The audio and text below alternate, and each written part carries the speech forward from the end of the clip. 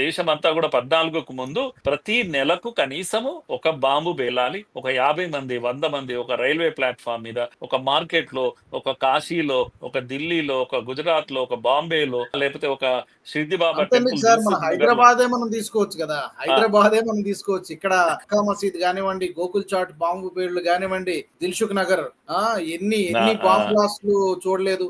Lumbini park గాని ఎన్ని పేలుళ్ళు అంటే ఒక హైదరాబాద్ లోనే ప్రతి 2-3 నెలలకు ఒక పేలుడు పేలాలి, ఒక ప్రకటన రావాలి. ఇది పిరికి పందల చర్య, కఠిన చర్యలు తీసుకుంటాం. ఇంతకు మించి జరిగింది ఏం లేదు కదా. అంతకు ముందు జరిగిన పేలుళ్లలో బాంబేలో అంటే పెద్ద దాడులు జరిగినా కూడా అనేక మంది అంతర్జాతీయ వైలు, తాజ్ హోటల్ లాంటివి అన్నిట్లో దాడులు జరిగినా, మనుషులు ఎంతో మంది చనిపోయినా చర్యలే లేవు అప్పట్లో. పాకిస్తాన్ కు ఆధారాలు ఫోటోలు పంపేది, ఇదిగో మీ వాళ్ళే చేశారు అని చెప్పడం తప్పితే మనం ఏ రోజు కూడా చర్యకు ప్రతి చర్య అనేది లేదు కదా. ఇప్పుడు అట్లా లేదండి, చర్యకు ప్రతి చర్య ఉంటుంది. మీరు ఒకటి అంటే మేము 2 అంటాము అనేటువంటి పరిస్థితి. ఊరిలో దాడి చేస్తాము అంటే సర్జికల్ స్ట్రైక్ చేస్తాం అని చెప్తాం మనం. గర్మే గుస్కే బాలాకోట్ మనం ఎయిర్ స్ట్రైక్స్ చేస్తామంటాం. గాల్వాన్ దగ్గర ఘర్షణకు వస్తే చైనాను కూడా తరిమేస్తాం, వెనుకబడతాము. ఆపరేషన్ సింధూర్ అంటాం ఏమన్నా మాట్లాడితే కనుక.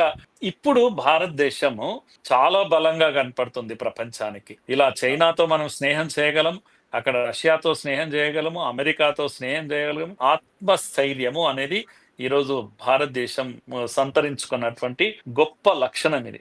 కనుక ఆత్మవిశ్వాసము, ఇప్పుడున్నంత ఆత్మవిశ్వాసము దేశం స్వాతంత్రం వచ్చినప్పటి నుంచి సామాన్య భారతీయుడి గుండెల్లో ఎన్నడూ లేదు. అమెరికా కాదు కదా, దాన్ని బాపు వచ్చినా కూడా మనం తలెత్తుకొని మాట్లాడేటువంటి ఒక పరిస్థితి ఉంది.